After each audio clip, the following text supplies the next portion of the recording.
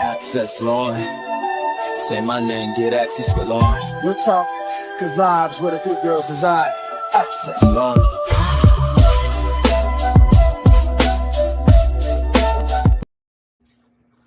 Yo, yo, yo, what up? Hey. So I'm super excited. I believe we're officially live, and please give us some grace because this is my very first live stream with multiple people on here. But we are talking. I'm Lauren Marie, aka Access Lauren, creator, lifestyle, real estate consultant, realtor. And this is live with Lauren, and we're going to be talking about pretty privilege versus pretty punishment, mean girls and bullies at our big age. And I have some pretty dynamic panelists today. So I want you all to go around, say who you are, what you do, your handles, how everybody can check you out. And let's start with Angela. Or Zaina. Okay. Hey everybody, I'm Angela Castle. My oh, it's not working. It's working. No. I can hear you. Hello. Okay. Oh no, not me. Okay. My name is Angela Castle. Ooh. My name is Angela Castle. I do creative directing out here, as well as event curating and stuff like that. My Instagram handle is I am Angela Castle. All right. How do I take this off? Here we go. Boom. All right. Who's next? We got Zaina. Hi everyone, I'm Zaina. My handle is it's Zaina Sobh, ZEINASOBH, and I'm a nurse, and I've known Lauren for a while, and that's it. Okay. And before we get to our other guests, is there a way I can put you all's handles underneath your pictures? I know I'll make sure I do it in the caption and make sure everybody can follow you on and link everything I need to. You should be able to go to StreamYard and go to the settings on the right-hand side. It should, because I think when we first signed on, we were able to add our information and our names and stuff in. But also, too, down at the bottom where it says "Welcome to Live with Lauren," if you maybe take that off, maybe that might show it. Yeah, okay. It might show our handles. Let me see. So you can try. Yep. Oh, there you go. Okay. Boom. All right. So we are on to Miss Sabrina. Okay. Yeah. I hear something. This is crazy. Okay. All right. We ready? Yes. Okay. Hi, everybody. I don't know if you guys recognize me. Shout out to Lauren. Thank you so much for inviting me. I am Sabrina. I was actually on Ready to Love as well. I was on the DC season. You guys might not recognize me because I had the short blonde hair. But yes, I'm the lady that chose herself. Also, too, you can follow me or subscribe to my YouTube channel, which is Miss Sabrina Seoul. You can see that down here. And you can follow me everywhere on all socials at Miss Sabrina Seoul as well. All right. And last but not least, who do we have here? Is it my turn? It's okay. you. Okay. Hi, ladies. I'm Sienna Treese. I am an artist and designer. I have our online art gallery with my sister, Artistic Expressions Gallery, and I have a women's clothing line, the Sienna Treese Collection. All my handles are Sienna Treese or the Sienna Treese Collection. All right. Thank you for joining. Somebody's calling me and I'm thinking they're trying to tell me something about this live. So give me 1 sec. I just want to make sure everything's okay. Hey, I'm on live, period. Is everything okay? Question mark. All right. So first I want to so I did a video, Access with Lauren, and it talked about pretty privilege versus pretty punishment, mean girls and bullies at our big age. So what I want to do is kind of break things up into different topics. And the first one that I want to talk about is defining pretty privilege. So if you all want to go around and maybe give your interpretation of what you feel like pretty privilege is, I think that'd be kind of cool because it could be different for all of us. Mm-hmm. Zaina, anybody want to start? Okay, so for me, I think pretty privilege means access. or like just the word access comes to me. So you might get into places that a little easier that other people normally wouldn't get into. It could be, and I mean, I've used it or I've had it happen even without asking for it. Just people offer themselves. So it could be at a concert, you get in better seats. It could be leaving a restaurant and I needed help carrying things and people just flock and offer themselves. It could literally be the most simple, mundane thing. It was even in my hospital just recently that I just walked in and I looked like I belonged there. And I made it all the way past security to where I needed to be before they found out I wasn't supposed to be there. So sometimes just getting in and fitting in and not standing out in a bad way allows you access to things. That's been my experience. Yeah. Anybody else? I think that's definitely a big part of it, being able to get access to things that other people don't, or even just free access. People invite you to places because they like to have pretty women around. So to fill up that space, they will, invite women who are pretty or their caliber pretty or whatever the case is, for sure. Yeah. Yeah, and I think it's not just access to fun things, but even like in work and opportunities and just I feel like people kind of how you look is how it's like your first impression, so if you're put together and it goes for even not just like physical looks, just how you dressing, a lot of just the whole package, just how you present yourself, kind of sets the tone for how people see you, and they kind of judge you, of what you're capable of, just how you're looking and how you're presenting yourself. So it's definitely access, but it's also, opportunities and, just kind of setting the tone for how people see you. Yeah, I heard that people say your physical appearance is your first like business card. People are going to judge you off of that. And Sienna is one of the top fashion designers in the city of Detroit. So of course her perspective is coming from this. Right. I know I took it there, but how you look. So well, thank you. Yeah. Anybody else? I was going to say, I know for me, I agree with all of you women, like all of the above. But one of the things I always say too, how they say sex sells, so does beauty. I mean, beauty is such a big industry, and we spend thousands and thousands of dollars just to be able to look a certain kind of way. So absolutely. For me, when it's, the pretty privilege, I think that, we as women, the sad thing, first of all, I'm pretty sure we're going to get it all into it, but the crazy thing is when we're when we're born, like we don't even understand what none of this means, you know what I mean? So it's like, I know for me growing up, like I had no idea, but as I got older, I'm just like, oh shoot, it was, like Zena said, it was easy to get in that club, all I had to do was go to so but yeah, but all in all, I agree with all the women, but yeah. It is absolutely privileged at times. Yeah. For this, did you already explain, Angela? I'm sorry. Okay, so for this next question, actually, I would like everybody to kind of give an example of probably like one of your most notorious pretty privileges or pretty privileged moments that I can tell, like Zena and we traveled quite a bit a few years back, and I mean, we done Miami and stuff, and you know how it is. It's like you can be there with a group of people, and they don't have lines. They have a door, and you can get in. Your friend can't. Like we've been in situations where you see it. It's blatant. It's not even not a secret. It's you're cute, you're not, and you can be here and you can't. So like, do you all have any examples of like when pretty privilege it worked for you, or you knew this was downright pretty privilege? Don't be afraid to say it.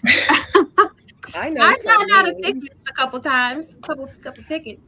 I know for me, I can't think of anything big. I think because of with my life, stuff like that, it doesn't really resonate with me. Like, oh my God, I can't believe I got out of that because I was pretty. Like my brain never really, comprehended things like that because I grew up really ugly for so long because that's what was told to me. But that's a whole nother story, honey. That happens a lot too. That's the whole story. They wanted me. That's how I grew up. They wanted me to believe. My parents didn't tell me I was beautiful. My friends didn't. Like I was bullied. Like it was a madhouse with me. I didn't really realize like I'm halfway decent looking until I was almost 30, and that was because I had a grown woman come to me and say, "You know why they're mad at you, right?" And I'm like, "No, because you're beautiful." I'm like, you talking to me? Like, have you looked in the mirror lately? And then I would always say when I did public speaking, it was so long and so many years, I would look in the mirror and I would never see myself for so many years. You know what I mean? But anyway, but the only thing that I can say I remember is, or what that happens to me is when I go through the line and they might mess my order up at McDonald's and I might be like, you can throw an extra fry in there, you know? I've done that at Chick-fil-A. And my kid's father was like, they just give you whatever. They just they just whatever. And you can keep the other fry too. It doesn't matter if your order's messed up. These old ones away that, cold. I mean, they're like, you should get some fries, girl. So that's like my memory, but I'm sorry. Go ahead. Wow. At least you're getting some fries, but you got to get something out of it. So Christine said, that's wild. Sabrina, you are so pretty. So yeah, what about you, Sienna? Yeah, pretty privilege is like the extra fry for sure. It's like the extra fry. Actually just yesterday I was parking and I don't know if it has something to do with Valentine's Day. I don't know, but I was parking and I saw I was getting out of my car and the meter guy is coming and he's writing tickets. So I'm like, ooh, let me hurry up and get to the thing. So he sees I'm paying and he stopped me and he said, did you pay already? And I said, no, I'm paying right now. And he said, don't pay. And I said, what do you mean don't pay? He said, don't pay. And then he pulls out an envelope. He said, this is a blank envelope. It's an empty envelope. I'm going to put it on your windshield. So when they come back around, they think you already got a ticket. He's like, happy Valentine's Day. Go ahead. I said, oh my goodness, thank you so much. Empty envelope in my closet. I mean, that was just a recent moment of, I guess it was pretty privileged unless he was just a parking angel and he would have done that to anybody, which he could have been. I don't know. But, I think it's little opportunities like that. It's just like people just want to be nice to you because, a smile, goes a long way too, so if you're like pretty and then you're nice that's just the cherry on top. So people it's the energy. So if you're not, rough and, just upset and mad at the world and, you keep yourself up and that's a big part of it too. It's just the keeping yourself up and just having a positive energy that, gets pushed out to people and people gravitate towards that. Yeah. Yeah, totally. That what you both just said, Angela and Sienna. And when I think about it, I've never gotten just pretty privilege. I've gotten personality plus pretty. So my personality, and Lauren knows, I could play, and it's not like playing. It's just like I can use it to my advantage. I use my personality more than my looks because to me, I don't think I'm drop dead gorgeous. Yeah, that'll get me through the door, but that's just like an extra. My personality is what can. My charisma and the way I can like shit talk and kind of, flirt or flatter can get me. And then along with my looks, it gets me whatever, or access or privileges. But you're right. Like, I don't think anybody privileged and stank faced ever really made it that far. But if you know how to work a room and you have a personality to go along with your prettiness, I think that gets you a lot further.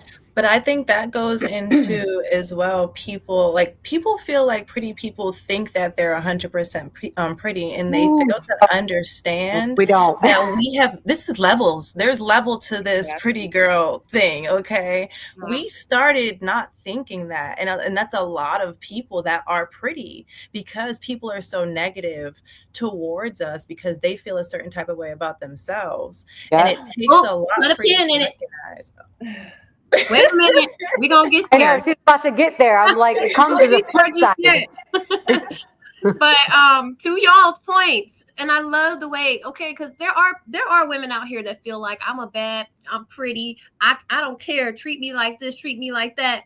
And most of the pretty women I know are just like how you all are right now. It's like all of you are very down to earth. You have a personality. You know that that's not everything. You clearly are confident because that's not what you're relying on. Saying like the fact that you're talking about your personality. Talk like you made a great point, Angela, and I want to piggyback off that point. I feel like a lot of times people feel like you got to be physically pretty or you were born physically pretty. There are some people that I cannot even explain the way that whatever that's inside of them, their energy, the way they are, it's like irresistible to certain people. And it's not maybe a contemporary, like everyday pretty, but it's something about them that they know they know they are. And they get that same pretty privilege just because they weren't born that way. So I want to give you an example of what I'm talking about. Like, I feel like how you feel about yourself is the most important part of it all, because I remember I was watching Bridgerton when it first came out, the first season, and I was obsessed. I watched it 2 days in a row, fully, like the full season, 2 days in a row, like sick, depressed, like, oh my God, I wish I was the Duke's wife, right? And so ever since then, I was like, guess what I'm gonna do? I'm gonna pretend like I'm one of the girls on Bridgerton, like every day. And I swear to goodness, like I would literally walk up to doors and go like, and somebody would, oh my God, I'm so sorry. And they would run up and open the door. Or I'll be like, I can't believe I'm walking to my car. Nobody's opening the door. Somebody like, oh my God, I'm so sorry. Like, I just had this like air about myself that was like, I'm a lady. Why am I doing this? Or why am I touching the door? Or I can't believe I'm about to pay this bill. And people, I don't know how they felt it. Bills was getting paid. Boo, or oh my God, I can't believe I'm looking at a bill. Oh, ma'am, you shouldn't have to pay for that. I'm like, so my point is there's also a vibe, a feeling of that people can feel that this person knows that they're that person. And I think that plays a part. It's not just the contemporary pretty gets pretty privilege. There's a lot of people that feel pretty on the inside too that get that pretty privilege, if that makes sense. So now that, let me take a look at some of these comments. It's so hard multitasking doing this stuff. Who defines pretty? Are we assigning pretty to a colonized mindset? I think we just explained that pretty can be how you feel about yourself. Pretty could be physically attractive. Whatever pretty is, there's a privilege that comes with being recognized as pretty. And we can all probably agree that everybody's pretty is not the same. Not everybody thinks every one of us is pretty. Not everybody has the same flavor. So just whatever pretty is to you.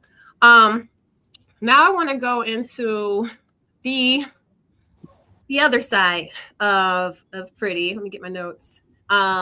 We talked about pretty privilege, but let's talk about the side that no one really likes to talk about, which is pretty punishment. I love to talk about it. I love it. A lot of that can be, being judged before you even speak. Assumptions like you're unintelligent or you're shallow or just becoming a target, or maybe in your workplace they don't take you as serious as somebody else that may be doing the same thing. Let's just talk about like what that feels like, what it is, what it means. Anybody? Yeah. Well, I mean, it's the haters. Let's just say it. It's haters. It's haters. I've been here since it's jealousy. It's insecurity. Yeah, and bullies. Yes, bullies. It's all of that. I think it just really kind of comes down to like whether you're insecure or secure, and whether you have the confidence or you don't. Because there's people that maybe. And his friends, his coworkers, it's everywhere. Monitoring any type of form of life or interaction with people, you're gonna come across people who are either comfortable around you, uncomfortable, they're intimidated, they're not, they want to hate on you or they want to help you, so it just kind of depends. Doesn't really depend on if you're pretty or not pretty. It just depends on that person, and if they're working with an empty glass or a full glass, if they're working off of that lack of confidence, lack of security, or if they're not, so, and it could be men and women, so that's what I think. And I've never had an issue with somebody who wasn't insecure about themselves in some way, shape, or form.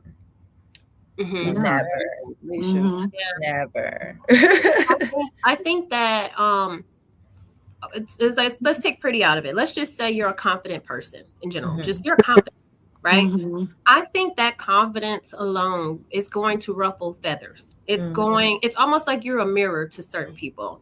And those people, when they see that, it's like something staring back at them, showing how uncomfortable they are, or how like you said, just insecure they are. So you might have just walked by at the store, pushing the cart, trying to put broccoli in your basket, and that person sees you. This bitch thinks she all that. I mean, who she thinks she is. It's like you just trying to A plus B equals C, and they over here put a whole call 20 people like, you ain't never seen no bitch like this before at the grocery store. Thinks she all that. And it's like, all I wanted was the broccoli. I didn't do anything to you. I just like it's one of those things that it's a real life thing. Like anybody who doesn't go through it would think you're insane that you're saying this stuff.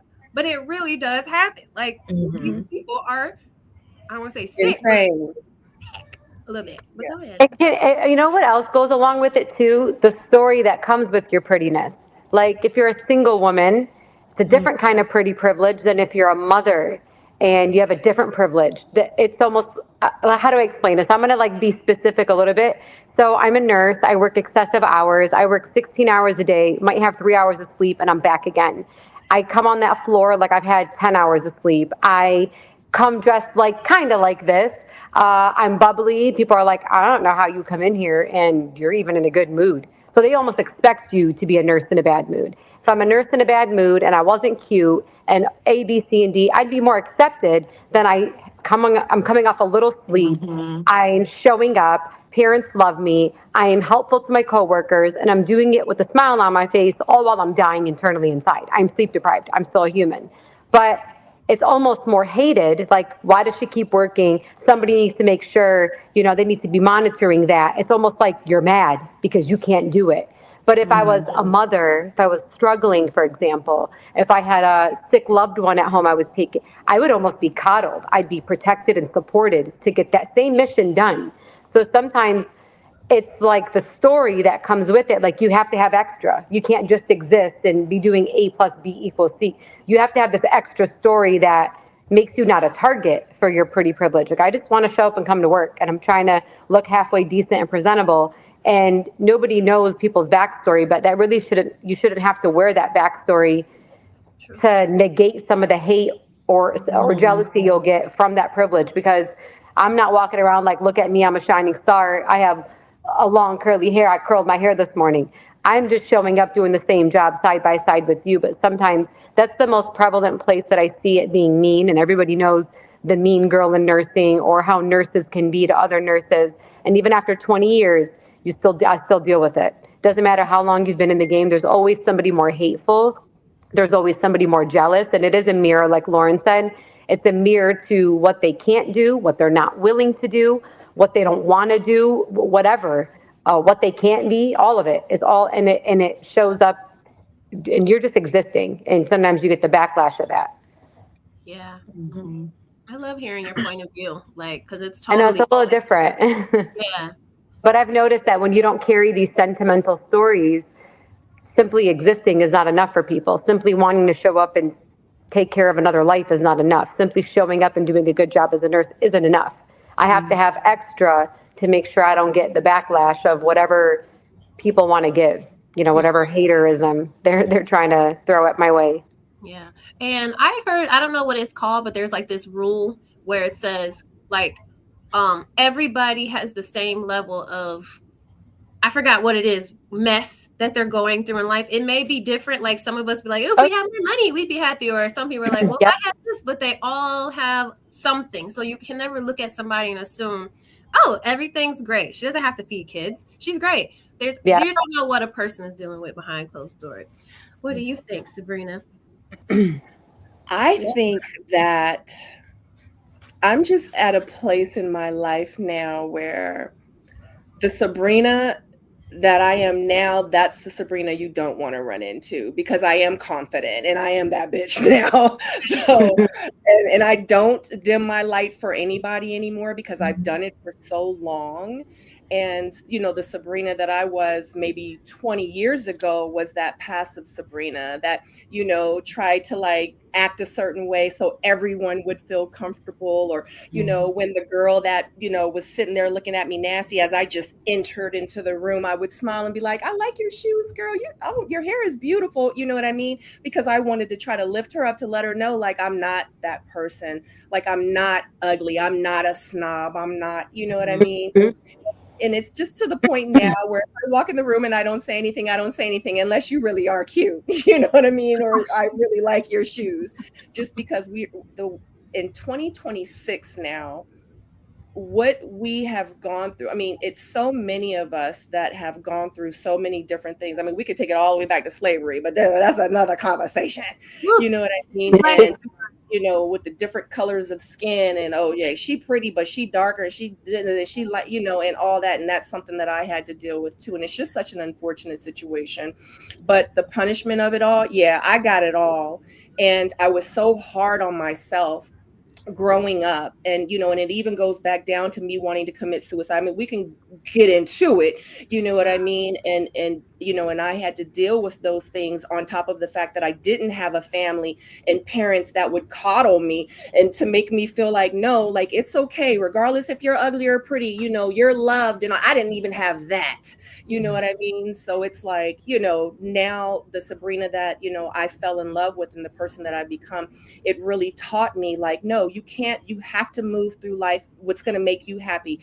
You have one life, period. So when you're dead and gone, ain't nobody going to be thinking about you. And then guess what? When you cut this life off, and when you don't go to work, and when you're not there, and when you are with your husband, your girlfriend, your boyfriend, with your family, or just with yourself, like, you have to be happy. Yeah. So all that noise, and that's what I call it, all that noise that's over here, I had to really figure out and to like teach myself, like, that noise means nothing. That's all it is noise. So when you submerge yourself in the pool and you cover your ears, but guess what? It's a whole bunch of people around you. Guess what you hear? Nothing. You have and look at you now, happily married. Congratulations. Living your best life, looking amazing. Wow. Thank you. I appreciate that. Yeah. And I just wanted to mention too that a lot of people, somebody said it earlier, a lot of these pretty people don't even know they're pretty. And I think for me, it's so funny. Somebody was just telling me he's in the city. There's a few people in the city that don't like me, a few groups. They never met me. They don't know me, but they don't like me. Just a few? Just a couple? Just no, I mean, more than a couple. But listen, who cares? The point is that he was talking to them, and he told me, he said they were like, yeah, Lauren. He's like, she thinks she all that. That's what they said. He's like, do you even know that she doesn't even think that about herself? That's the crazy part. And I'm like, I never want to say that out loud, but I'm saying that out loud. Like, think about this. And mine is opposite from Sabrina. I was there though. I was there at one point where I was like, no, not me. But now I'm like, yeah, yes, I am her. Thank you. But I was there, Lauren. Yeah. But for me though, which is opposite of you, when I was growing up, my parents, my family were you are so beautiful, you're this. So by the time I got outside, it was not a thing. When guys were like, oh, you're this, you're that, it was like, okay, all right, thanks. I was never pressed. So even when the show Ready to Love, we just did Ready to Love, and there's a few people, projection is crazy, by the way, that's out here like, she just wanted to feel like she was at the top. She just wanted to win. It's like, hey, this is not like, for a person that's never won, okay, cute. But this is not like this. I don't care. Like, it's not that serious. Like, she wanted to feel like she was at the top. If you've always felt like you were at the top, that wasn't the pinnacle for you. You've been there. When I say I'm around confident women, because iron sharpens iron. I've never hated on none of my girlfriends. I love it. I push my girls. Like, that's never been me. Like, let me try to one up somebody for my self-esteem. I've always felt like I got it going on. So I never felt the need to want to project stuff. So when people are projecting, and you know what I do, and this is kind of crazy, the people who make these crazy comments like that, she just think because she pretty. No, you think because I'm pretty. I'm not thinking anything like that. I go and click their profiles, and I'm not even trying to be funny. I understand. I get it. And I'm not trying to I'm not trying to be funny or call nobody nothing, but I said I get exactly. You understand the frustration. I get it. And it's like, because you are looking at me as if I have this, and this. You know what Kanye said? Some of the prettiest people do the ugliest things. It's like, it's very true. You don't know what a person is going through just because you think they're pretty. You don't know what the heck they're going. Now I've had other issues, right? But my issue wasn't, am I pretty or not? But my point is, you don't know what a person got going on while you thinking everything's all good because they look good. And I just think it's just totally unfair. But I'm sorry, I'm just talking way over everybody. So perfectly fine. But they also, and that stems in, and that goes into what Sabrina was saying earlier. Like, you just never know how people's lives are set up and what type of background they have. Like, I'm right now in the process of starting a nonprofit for sexual assault and domestic violence because I was personally sexually abused as a child. And within that, I shunned away from wanting to be pretty. I tomboyed out. I completely shut that door for years. I don't think I really started looking at myself as pretty until I was maybe 18 or 19. And then I started kind of progressing a little bit more into that. But a lot of people deal with it in so many different ways. And some people come excessively sexualized, and some people completely shun it away. You know what I mean? There's so many different roads and so many different aspects, and people deal with it differently. I think you touched a little bit, Sabrina, for a quick second on suicide. That's a big thing as well, because people have so many issues and they don't know how to properly process it. Yeah.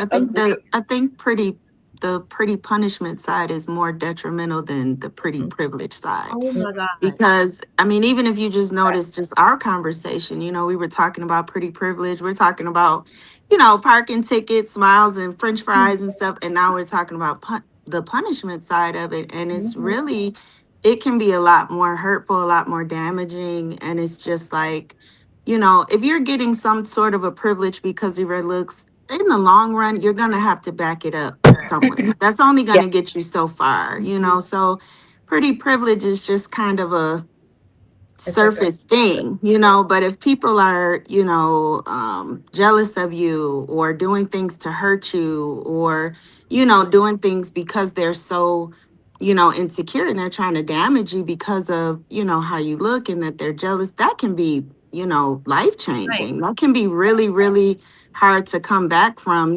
so I think that's more so, people just, they don't understand, how it's kind of like someone may look like they have it all, but if somebody is, and it could be your relationships with men, they can be, your partner can be jealous of you, your friends, people backstabbing you, spreading lies about you. That stuff happens because people are just jealous, and that's really hard to bounce back from, I wonder how many people would throw away their pretty privilege if they could, because of the amount of pretty punishment that comes with it. Yeah, I mean, I wouldn't. I wouldn't. I feel like I know what comes with the territory. I know it can get me access or accommodations that could be for the benefit, not just me, benefit for whatever cause I'm doing, whatever business I'm in. There's a benefit. I don't like the punishment, but I wouldn't throw it away because it's still accommodating the hater. Because even when you throw that away, they're still going to attack your work ethic. They're still going to attack any other. They're gonna find some other funnels to get to you, because you're still going to be something that they're not. You're just not pretty now, but you're still going to be a harder worker. You're still going to have a better personality than them. You're still going to dress better than them. Whatever. But I get the inclination to want to throw it away. But I think it's a 50-50 because when you walk into a room, people are more focused on looking at you versus hearing what you're saying. And if you're trying to get a point across 9 times out of 10, especially if you're sitting down with men, they're more so interested in, okay, well, I might listen to what she's saying because I'm trying to get close to her versus I'm going to actually take in and listen to what she's saying. Like an agenda. They know, Exactly. And when it comes to business, that's always hard because now you're putting a position to where you don't know if somebody's actually trying to do business with you, or if they're trying to do business with you to get sweet with you to then move in on you. And then that's always an issue. Yeah, you know what I'm saying? If I even smell like somebody's trying to do that, especially with men, I right away, whether I have a boyfriend or not, I have one. And I lead with it. Hey, just so we're clear, it's almost extra where they might even be like, there's nobody asked you, but I'm going to let you know. And it's weeded away people. It's weeded away people immediately. It's literally weeded them away. But I lead with that because men would sit through a whole, Lord knows we used to do like these presentations for this networking marketing club. And I would literally be selling them a travel club where they're like, I see what's going on here. And I'd be like, what? And they're like, the way you're looking at me. And I'm like, no, I'm just trying to get you to sign up. Really not looking at you any kind of way. But they can, they take it and run with it. So it is sometimes annoying because sometimes you genuinely just want to, this just happened. Somebody here in the city, he's known, probably half this panel knows him. And I wanted to link with him or connect with him just on some collaborative stuff. And I got the vibe that that's not what his intention was. And so I led with, hey, just so you know, and immediately he was not interested in meeting any further, didn't have room basically to have friends.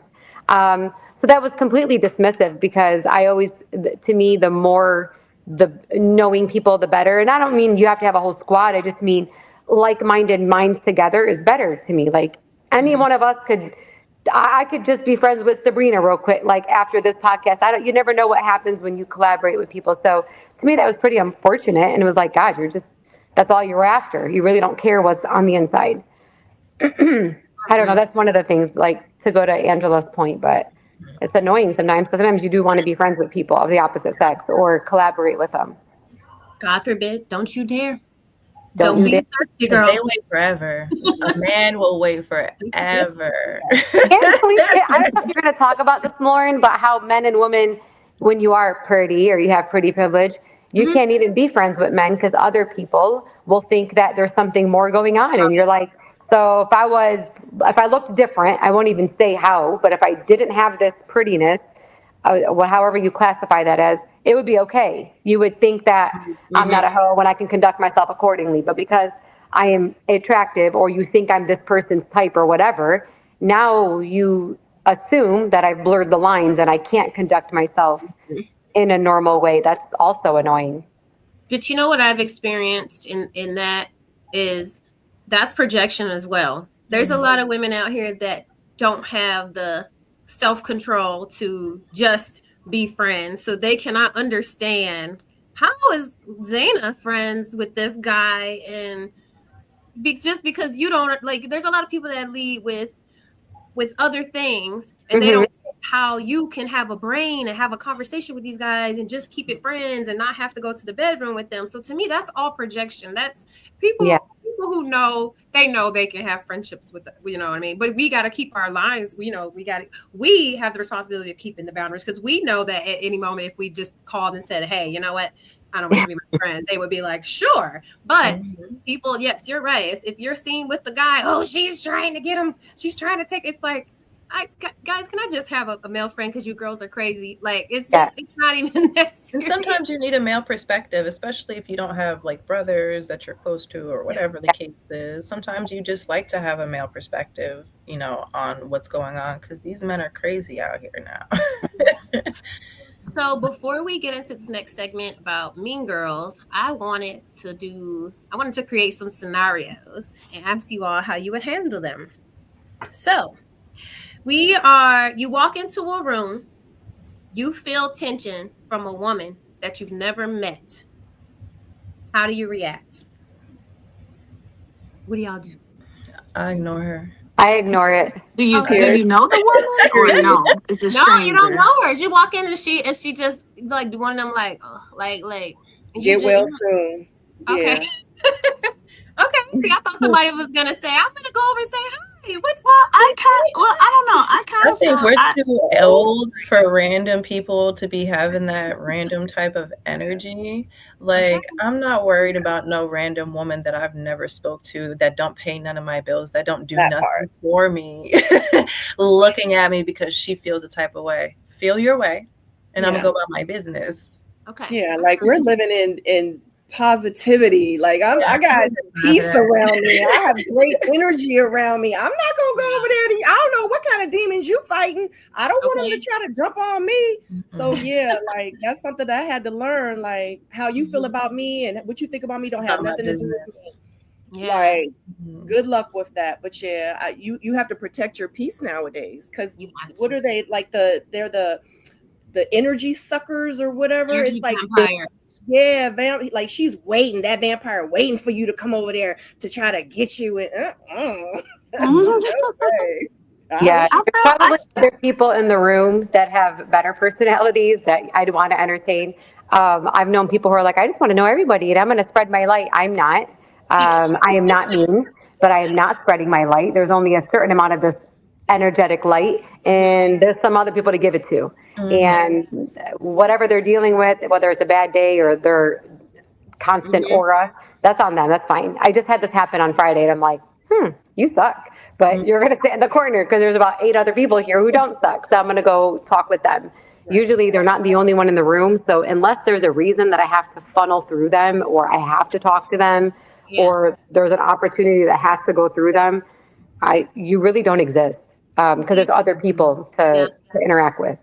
That will, because I am an energy absorber. I give a lot of energy, but I am super sensitive. As much as I might look like I'm confident and like I will crumble. And I'm still gauging how to manage that because insignificant people and insignificant energies and insignificant people in the room can do that to me from the slightest. And it's not normal per se, but I absorb a lot. So if I even get a whiff of that, that's like a protection thing, not even I'm going to match your energy. That's scary. Got to stay away, go away, find something else to go get fuzzy feelings with, to spread your light with, to absorb good energy with. Like, so it's more of a protective measure, to be honest. Doesn't matter what they look like, just stay away. I'm embarrassed to say, but I'm transparent. I'm an energy matcher. And I'm trying to do better. I've been trying to watch Shantae's podcast. That's a skill. I envy that. I wish I had that. No, it gets exhausting because then it's like, you too. So it's like, no, I want to do what you guys are doing. Like, anyways. I don't know. I feel like I'm kind of, I guess I'm the different one out on this one. But I feel like if you're walking in a room and I don't know, I just learned this from my older sister. Lauren knows Suvan, but you know, we do a lot of business together and we go to a lot of different, you know, things where a lot of our business is based off of, you know, our network and our relationships and things like that. And, you know, we're going into a room. Yeah, of course, there's going to be people, all type of energies when you walk into the room. But, you know, just from dealing with her, she's older than me. So I've learned a lot from her and I've seen her disarm anybody with a smile. Hello. Hey, I remember you. I remember seeing you from here. I'm Sienna. Oh, I went to, she's so good about that. That is so disarming to people that at that point they're like, oh yeah, da, da, da, da. And they're talking to her and they're like, you know, now they're feeling the obligation, you know, they're feeling like, oh, I have to be nice to her because she just kind of caught me out on my, you know, weird acting, you know. So I just think a smile goes a long way, even if you're just walking past and you just might say, hey, how you doing? You know, it goes such a long way. And I don't think I'm an energy absorber. I really don't care. You know, like I don't absorb any energy from people, I feel like, unless especially a stranger that I don't know. So it really means it's no sweat off my back to say, you know, hey, how you doing? And keep walking, you know. And then at that point, if you're still mean, then you just look crazy. But you could never have a problem. You know, you could never have you know what I'm saying? Like, it's just easy to disarm people. And I feel like that is more powerful, you know, than that's a powerful skill right there. Whatever, you know. And and it's just, I think it's just, again, like a confidence thing, you know, like that's just something that, you know, you run into it a lot. Like a lot of times these people, they're acting like that, but they really just want to be friends anyway. You know, like they really wanna be down anyway. So it's just kind of like, okay, girl, you know, let's just, hey, girl, But you you know what, know, it's Sienna? not that And deep. Like I just They feel like needed you stuff to is pull not it out that of deep. them. They needed you to. Yeah, it's not that deep. It's really not. So you And know, I'm gonna piggyback off of what you just said, Sienna. Like in real life, you're absolutely right. And sometimes, and it depends on honestly what mood I'm in. I yeah. love to disarm people because, like I was saying, I'll walk into the room and be like, "Girl, you look good. Why you got that sad face on, girl? Smile. You're too beautiful." And I will do that, and it does. And honestly, the look on their face after I do that is like, "Wow, she talked to me." You know, Yeah, and yeah, honestly, yeah, you're absolutely right. yeah. But let me explain something to you because I'm probably older than all of y'all on this panel. Yeah, right. I'm 50. I'm about to be 51. Oh my No God. way. Wow, you look good. No Thank way. you. Thank you. So when you get to Beautiful. this big 51-year-old age, honey, Mm-hmm. you know what I'm saying? Like it comes to a place in time when you're like, damn, I'm tired. Like I just took my daughter to the basketball game. I've been working since 2:30. I had to fix my husband dinner, lunch, and breakfast for yesterday and today and next week. Like, you know, the dogs had to go Yeah. to the groomers. I had to, you know, like it's just, oh my You God. don't And then have by time the time you for walk it. in, Yeah. Yeah. you see this little crumble face like, you be Mhm. like, oh, child, Lord, let me go over here. But I bet you one thing I'm gonna do. If it's 12 people in the room and she the 12th one, I'm gonna go to every last 11 person. I'm gonna go to all 11. I'm gonna be like, hey, how you doing? What's going on? So she's gonna watch me from afar, be nice to everybody else, be the amazing person that I am to everybody else, because this is who I really am. But it was up to you to decide how you wanted to show up today, and that's how you wanted to show up. So that's not gonna have nothing to do with how I'm gonna show up, you know. But I get you, girl. I get you, girl. I don't have the energy. I'm sorry. I just had to throw that in.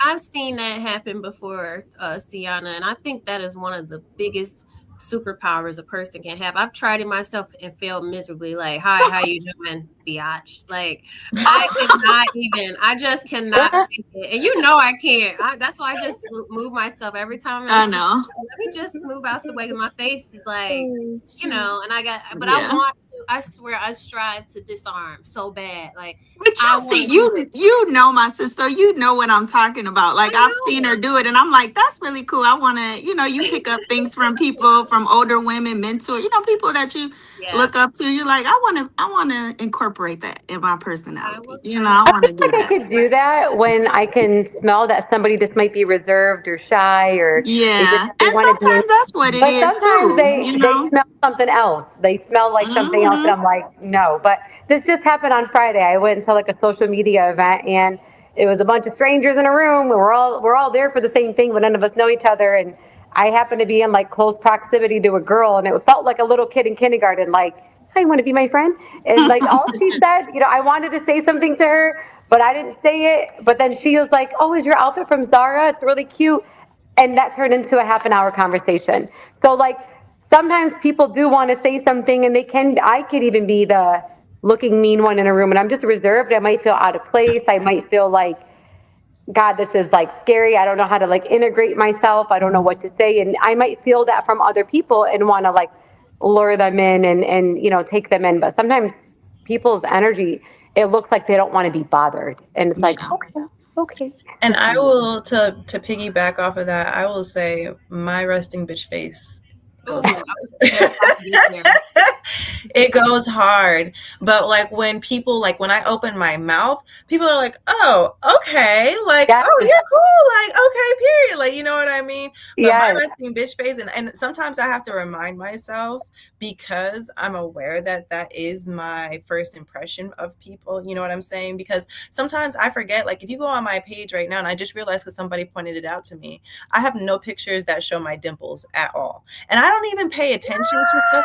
I don't have any pictures on my Instagram that show my dimples. Everyday life. And I just realized it. And it's because sometimes like my resting bitch face just kind of takes over, and it's just so like You know, so that's another thing too. I feel like intimidates people. Some girls have really heavy resting bitch faces, but once they see like you're interactive and stuff like that, then they're kind That of usually happens with guys. Do you feel like that happens with you with guys or 100% girls?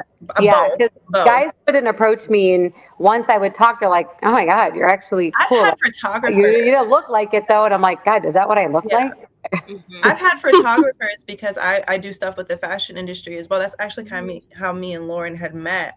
So I've had photographers come up to me and be like, "Hey, do you want to do this?" And I'm like, "Yeah, sure." Like, you know what I'm saying? And they're like, "Oh, okay." And then like later on, they're like, I was kind of scared to come and talk to you. Yeah. And I'm like, "No, don't be like that." You know what I'm saying? And sometimes it's just kind of just the lost mindset of how your face is looking and how people are taking that on.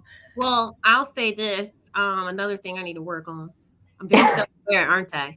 So I think after all these years, I have just I don't want to say become a shell of myself when it comes to public anxiety of like I can do this all day, right? But when I'm in a space with people and I know how people are, and I feel like I've been burnt by so many people, with men and women, when I'm in a space, a new space, meeting people, especially networking, I go to so many networking things, and I'm just standing there.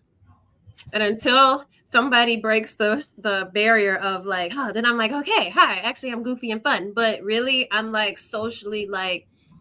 I wish, that's what I'm saying. Like, I wish I could do what Suvan does and just, I saw that girl looking weird. Hey girl, you look so beautiful. Like, it wouldn't even come out. Like, I'm so like resting bitch face, like you said. And it's not coming from a place of, I'm a mean girl or I don't like you. It's really out of anxiety. Like, I don't know how these people are about to be acting. I don't know if she done told somebody done told her something about me. It's like, it's so much anxiety of just, people have to break the wall with me first, and then I'm okay. It's weird, but I know that's something that I need to unpack with a therapist. But got another question for y'all.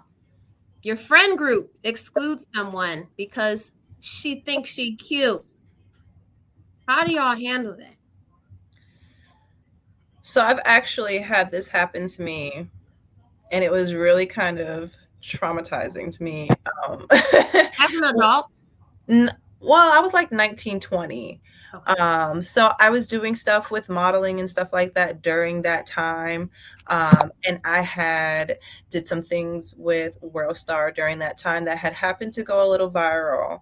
And I had started doing a lot of venues, promotional venues and stuff like that in Florida and stuff like that. Like my cousin, he would promote for KOD and things of that nature. So he was putting me on while I was still getting the buzz of this video. And the girls that I were with, they just kind of stopped inviting me places with them. Like they legitly would like sneak out the house and just kind of leave me there. Yeah. And I had asked them like one time, like, what it was. And they were just kind of like, they were upset that, because sometimes I couldn't take them all to some of the things that I was going to, you would have like one extra plus one. And during this time, I was doing a lot of different videos and things of that nature. And I just couldn't have like a whole posse of people with me. It just would not make sense. Like, I'm not going to do that. It doesn't look professional for me. Yeah. So they would get upset by that. So they would start leaving me, behind in places and stuff like that. And come to find out, one of the guys that we were cool with, he was like, yeah, they be talking about you, how you think you're stuck up and you're this and you're that since your video. And they be upset that you leave them places and don't want to bring them. And I was like, it's not even that. I can't bring everybody. And if I can't bring everybody, I'm just not going to bring anybody because I don't want anybody to feel no way. You know what I'm saying? Like it makes sense to me. So that kind of took a turn. We ain't been friends since, because one thing about me, I'm very my circle is my circle. If you're in my circle, I go above and beyond for you for the most part. If I got it, you got it. I'm not a stingy friend. We can all make money. We can all move forward in some way, shape, or form. So when I feel like you have in some way tarnished that relationship, I'm kind of all set because I've done too much. I grew up a military brat, so I've moved left and right. So I've befriended people left and right. I've always at least had to fight one time because I'm quiet and I'm, you know what I'm saying? I'm very well reserved and people take that as me, you know, being a certain type of way. They don't like quiet girls. I don't know what it is. But when I first come into a place that I'm not, you know of, I like to be observant. I like to see what's going on before I start to intermingle and really start to dive into situations. Yeah. So once you out that door, it's over for you. Lock it, deadbolt. Oh yeah. Anybody else before we move on to the origin of the mean girl? I don't have no friends. I stopped having friends a long time ago. I hate to even say that because I want friends. I promise I do. But it be so much. And I just be like, I'm just going to be friendless for a while. And we just going to see how this go. And it's been very pleasant without the drama. Like I've had, like Angela, like honestly, me and you, I'm surprised. Well, maybe we've never met each other because you're way younger than me, but I did the whole videos, like I was in the videos and I was like in that circle, and I know a lot of people. And I remember like one of my girlfriends, like I was really close friends with like an athlete. So I was really close friends with Ray Lewis, and he used to always have these parties at his house, and he and I were cool.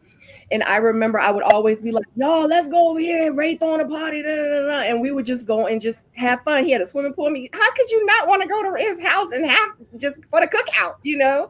So I literally had like one of my girlfriends. She was being mean to me one day. I was like, "Why are you being nasty to me? Like, I don't understand." And I said, you're making me feel like the only reason you're my friend is because of like the people that I know. And I take you to these parties and stuff. And she literally looked me in my face, was, "Yeah, that's about right." I was like, "You said that out loud in my face." I said, "I appreciate that so much." Like, I was like, "You are the girl." I appreciate the fact that you told me that and you were honest with me. But the fact that she told me and she was honest, I still couldn't believe it. Yeah. That happens so often, but they would take that to the grave. They're not going to never tell you that's what it is. Listen. And it was just so crazy and just, you know, for so long. And I just remember even like a couple of years ago, and I hope like she never watches this video because but like, because of the type of person I am, like, I don't know, you guys don't know me, but you know, my YouTubers and the people that know me because I'm very transparent about my story. So I was homeless at one time and I didn't have much. Like I lived out of my car for like 6 months. So make a long story short, I always said I'll never be to that place where I have to borrow $20 from the corner store and pay him back when I got paid. I just didn't want that life. And I said, if I have to bust my butt and get what I need to get, and that's what I'm going to do. So I've always made a way for myself to never want anything. I would work 16-hour, 24-hour days if I had to make sure like I was okay. And I like nice things, period, point blank. That's just where I'm at in my life. And I know I had gotten a car a few years back, and it was a really nice car. And I remember me and like a couple of friends, they were in the back and my other friend was sitting in the front with me.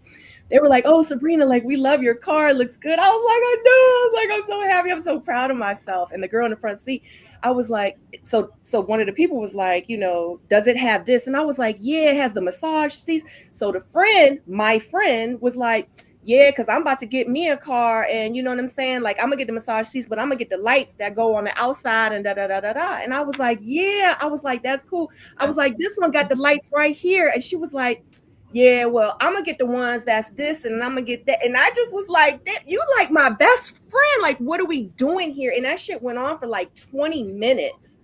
To the point where I was like, "I know I'm not tripping." And I literally had to ask my friend in the back seat later on, like the next day, like, "Did you peep that?" They was like, "Yeah, I did." Oof. I was like, "She not my friend." They was like, "No, she's not." Like it was Mm. like a competition, you know what I mean? And I'm just like, wow, like be happy. You can't just be happy for me because I was happy for you when you XYZ, and that like we should be friends. We should be celebrating each other. We should be lifting each other up. We should be the loudest one in the room for each other. We should be sharing our shit on social media is every chance we get. We need to be, you know, that's what how I see my sister circle to be. But unfortunately, it's not a lot of women like that out here anymore. And Angela, just to let you know before it skips my mind, you were talking about DV. Well, I'm actually an author. I wrote a book with other authors about DV. So if you ever want to like, you know, hit me up and we can like do something. I'll For definitely sure, because I like I said before that I do event curating and things like that. So once I get settled into my nonprofit, I will start doing events and things of that nature. So for sure, we can definitely link together. I love this. Yeah, absolutely. This is where all the good girls come. And Sabrina, you said I don't have any friends, and I don't, you know, and people might hear that and think like, oh, like she doesn't want friends. No, you do, but you get hurt. When you have that exterior of like F everybody, I don't want nobody, whether it's family, friends, girls, guys, it's the underlying is that you've been hurt. And when you exude a lot, it's extra hurtful, even if they do something little, because you've exuded a lot. I give 1,000%. Yeah, you're like, whoever if you gave a little percent, you wouldn't be as hurt and you wouldn't be as isolated. But you give a lot, and it's hurtful. And when you said that there aren't girls like that, there are. You just have to find them. I've found somebody just recently so considerate and more considerate of any friend I've had for any amount of time or anything I've ever shared with previous friends. So considerate, and I met her randomly on TikTok just like 6 months ago. And so it could even be you, Sabrina, and Angela just collaborating on something and you could be total strangers, and that can form a different friendship, not out of convenience or proximity or we're in the same circle. It's really we align. We're aligned on values. We're aligned on mission. We're older, so we're aligned as far as what respect and consideration we give each other. So I've found my friendships are better as I'm older, and there are not a lot of them, but I'm saying it was a devastating period to like depart from some people or places or friends, but I'm finding that I'm more aligned with the ones I meet as I come older. So I hope you two can collaborate on that. I just thought it was cute. I just wanted to add in there that at this age, we only need a few quality people. We don't need a whole bunch of it's quality over quantity. Quality over quantity right now, okay? So I love that. And I guess they kind of weed themselves out. You know, if you talk to a lot of people, they'll say at a certain point, you know, they lost a lot of friends and they, you know, and it could be for a lot of reasons, you know, jealousy and things like that. But, or, you know, I don't know, but you can't really be friends if they're not willing to talk and say what the real reason is. So Sabrina, when your friend told you that was kind of big because people will not admit what the root problem is, you know, you can't really move past from that. But, you know, I think it's just too, like when you're leveling up in life in a lot of different areas, you know, sometimes those relationships just kind of, you know, they fall by the wayside, and it's just kind of like it's heartbreaking because some of these people are friends we've been, you know, like you mentioned 19, 20, or, you know, people from years, you know, but it's just a part of life, I guess. I don't know. And I feel like it definitely plays a part in just kind of becoming different people in different places in your life, especially like older, you know, relationships. Some people are just kind of stagnant in their lives and they don't kind of do too much. And when they see that you're doing so much or whatever the case is, and you have all these things going on and they're just kind of still here and you're just kind of bouncing around up here, I feel like a lot of resentment starts to set in. A lot of different things start to, you know, come into play. 2 years ago, just recently lost a best friend I had since I was 17. And, you know, that was based off of her just kind of sitting and stagnant and me kind of moving around and, you know, getting different things going on. You know, sometimes, and that gears into jealousy as well, you know, them not being able to process their lives the way that they want to process their lives. Well, I just want to make two two small points. Number one, I just want to shout out my two very best friends since 24 years now, Bianca and Pina. Although our lives have gone like this for some reason, like even though we don't talk all the time, we've still remained very close. And I just feel very blessed and grateful to have friends like that because, like you said, some people might see and you go like here and they might be over here. So they're like, and life changes. But when I say friendships outlast these relationships, they've gone through the boys, the kids, having kids. And I'm just grateful for that. So shout out to them. I think I'm going to have one of them on for the colorism episode next week. And then the other thing I want to ask you all, and I know we're getting off a little off subject, but this is on my heart right now, because we're talking about friendships and leaving friendships behind. Have you all ever experienced where you did find out that you and somebody don't align and you've made it clear, hey, look, we're just not going to vibe with a friendship level. Why don't you just kind of move on with your life? Let me move on with mine. And in theory, you would think it would be peaceful. Like, cool, all right, bye. Have you ever had somebody where this has happened to me several times where it goes the opposite way? It becomes like an obsession, or it becomes like to the point where you have to block them, to the point where it's like they're running around town just spreading dirt on your name. Every chance they get, they want to try to make you look bad. It's like you would think at our age and all the things we have going that if somebody wants to end a relationship with us, especially it's not even a man, it's like a girlfriend, you would think like, okay, fine. But have y'all experienced that? I'm literally to the point where I'm so scared to cut people off now that I'm like on like trying to keep it on a like, I'll just text and say hi here and there, because if they find out I really don't want to be friends, here comes another crazy psychopath. Like, has anybody experienced that, or is it just me? Gosh. I've never experienced it. I think they're scared of me because I'll give off crazy. Like I tell people, people be like, "She crazy." I'd be like, "Yes, yes, Okay. I am." Nice. Yeah, and you're probably too. Yeah, you're probably too nice. Nice. Okay. Because I'll put my foot down and be like, yeah, like we gonna go our separate ways. And if something happened, and I'm gonna call you out on it, and I'm gonna really hurt your feelings. Like I'm gonna really hurt your feelings, and it's not gonna be nice because I really can be a nasty person. I'm talking about real nasty to the nastiest of the nasty. I love it. But yeah, I mean, and that's just what it is. You know what I mean? Because hurt takes you there. Yeah, and people aren't like I always say. I could be your best friend. I could be your best friend, or you're going to regret the day I was born. One of the two. And I think that has a lot to do with because I've managed, like for companies that I've worked for, I've managed like $1 million companies for people. So I had to be very stern, you know what I mean? And I think I got that from there too. Yeah, you just have to put your foot down. People have to know rejection is your protection. Absolutely. Mm-hmm. But people need to know like where you stand. People need to know like, oh, I can't play in her face. I can't play with her because she not going, those people that be going around town and all this. No, in real life, you might see me around town and that's when you're going to be scared because guess what? You might bump into me around town and you don't want that.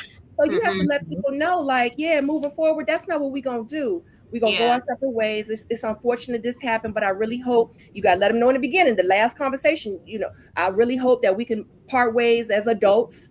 If there's anything else that you need to discuss with me, please, my number. Please contact me, send me an email, picture, a fire signal, anything.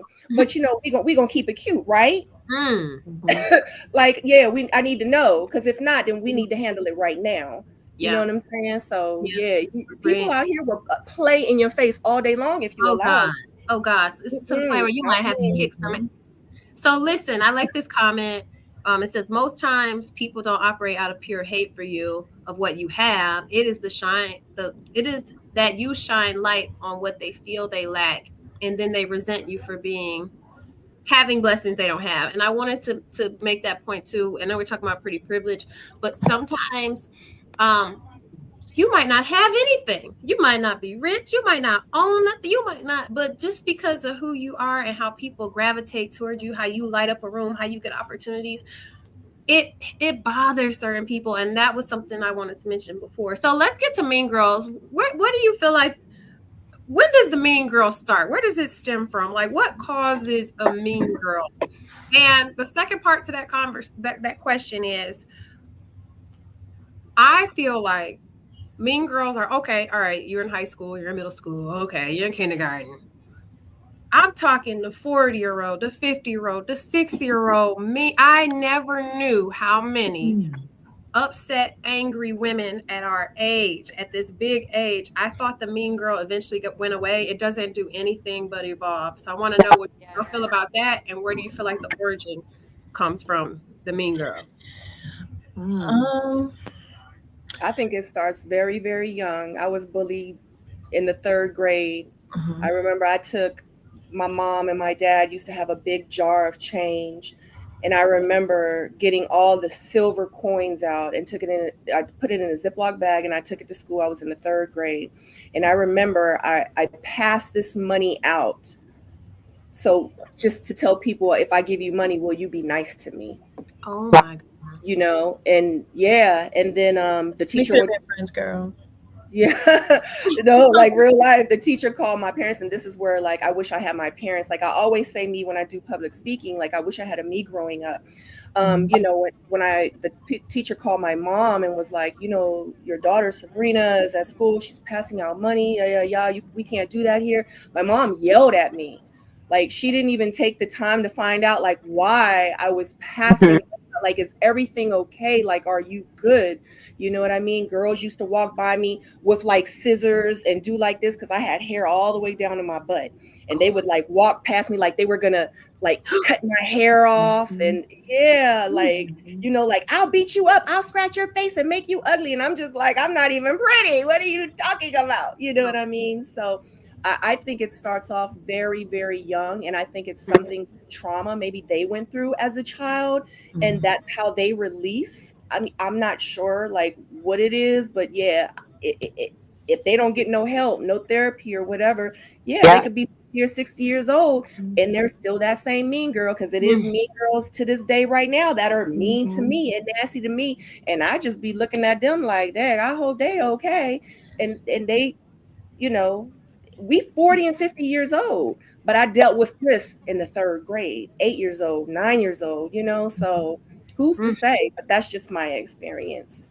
I feel like people, those mean girls, thought that they could get BBLs and that was going to help them feel better about themselves. And now that they don't feel better about themselves, they're still trying to figure it out. So they continue to be. And their diaper smells. Girls, because they haven't gone to the therapist where they're supposed to go, not the doctor. Hello.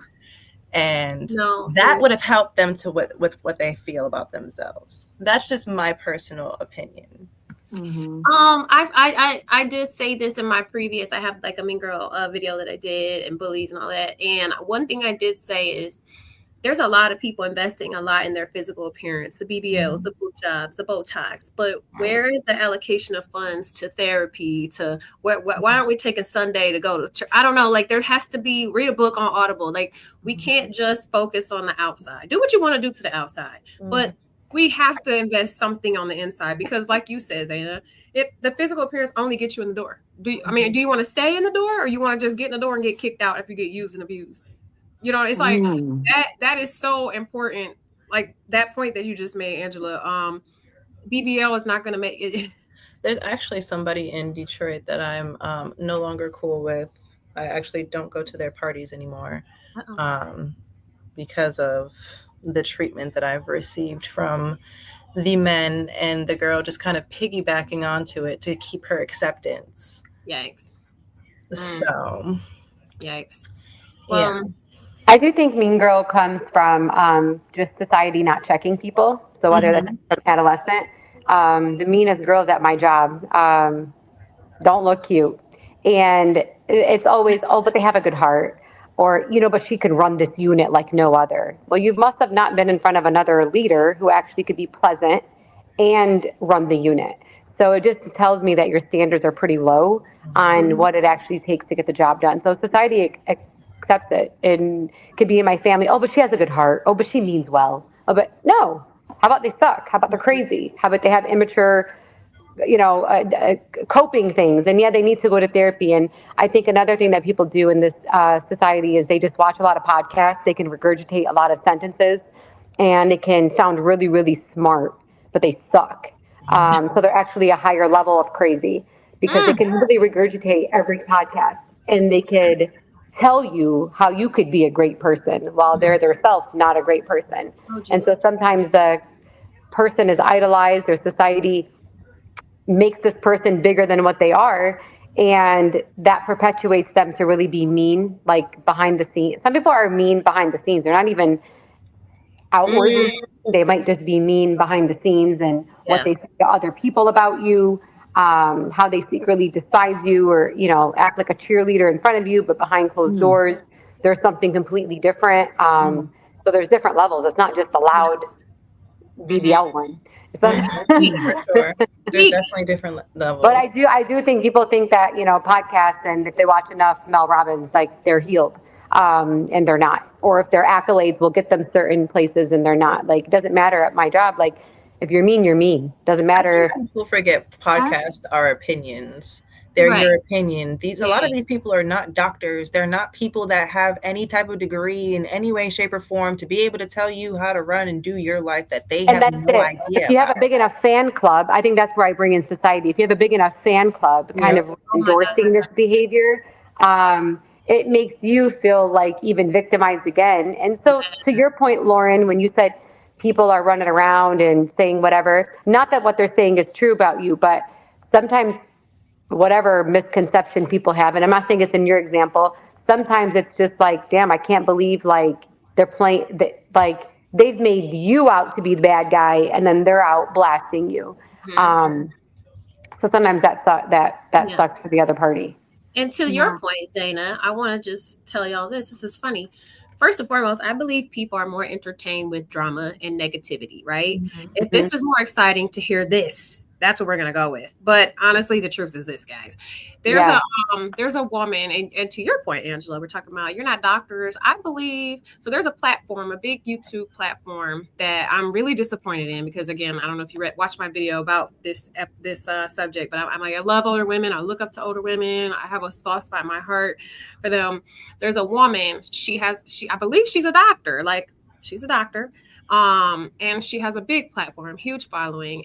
But then I started to watch and I noticed how biased her opinion was. Then I started to notice her audience reflects her opinion. So the more I had to stop going into that chat, into that channel, because I see how she looks physically, and it does make sense. And she's basically like, in her mind, she feels like because of what Lauren looks like, she's one of those women that thinks she's all that. She thinks she's pretty, so she thinks everybody should bow down to her. Like, I think she's going along with the mean girl narrative. I think it's like, this is all stuff that she thinks. I've seen a few different publications that she's done, and literally the stuff is inaccurate. It's all projection on what you think this person is, and this person is the complete opposite. So I hate, to your point, I hate that because of a person has a loud voice or a larger platform, that makes it true. No, these people have issues too. I don't care how many degrees and whatever. These are normal people. Yeah. Also, therapists have therapists. But, and I feel like with the mean girls older mean girls, it's kind of, they really just kind of have like that bully spirit, and the people that's like around them, like you said, her platform, a lot of people that follow her have the same mindset. And I feel like mean girls can only really thrive or exist if people are kind of enabling them or kind of rewarding that behavior, and I feel like mean girls really kind of double as like the it girl, or the girl that's, like, that thinks she, like that bitch, like, I'm that bitch, and really it's not that. It's really mean girl, like, they get attention, they have people.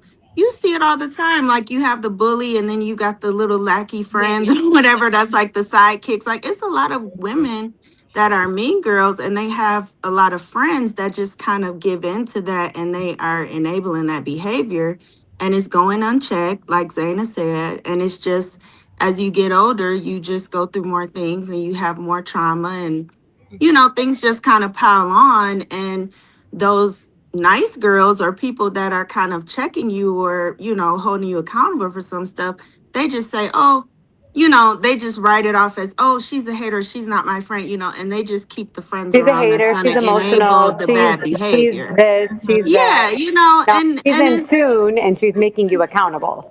yeah, but they get rid of them and say, oh, and they just want to keep the yes people around, Yeah. that Oh just yeah, for Because sure. that's what that they just like. think The that fan club. It behavior is really is the okay, fan club. Yeah. Challenged by Yeah, those yeah, friends. it's So that's it's what they it's really like. terrible, and it even where and you see those type of women, they have guys they manipulate it. It works with guys. They have this thing where they're making it seem like they're that girl to the guys, and that, oh, you shouldn't be with her. She's lame. I'm the it's just kind of a weird thing, but like people are so easily manipulated, and I feel like mean girls are really good manipulators.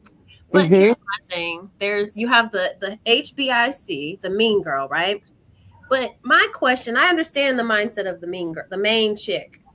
I'm concerned with the minions. Like, what's going on in there? Like, honestly, because if you tried to recruit me on a hate campaign or try to be a mean girl, I'm gonna say, what? She ain't never did nothing to me. Or what do you mean? Girl, I ain't got time. Like, what's going on in the minds of these? And I'm talking about what my frustration is our age. Like, we're not in high school. Like, don't we have businesses to run? Don't we have like people to help? Like, people are No, the minions don't actually. They No, they probably don't. don't. And they're They probably don't. they're benefiting from the Mhm. From that. HBI. It's something Mhm. she has that they want to be around. Yeah. You know, And like as long as they're doing what she wants. absolutely. So, and they're benefiting off of it. Like Mhm. keeping it 100. Like, it was times because it's been times when I've been envious of women, and I'm just be like, dang, like everything about her, like her hair always look good, her clothes look good, she always got the flyest bag, like she make me sick. But every time I see her, I be like, hey girl, like, I want to be your friend, but you make me so sick. You know what I mean? So I'm thinking maybe that's what it kind of is. Maybe it's the people that she knows.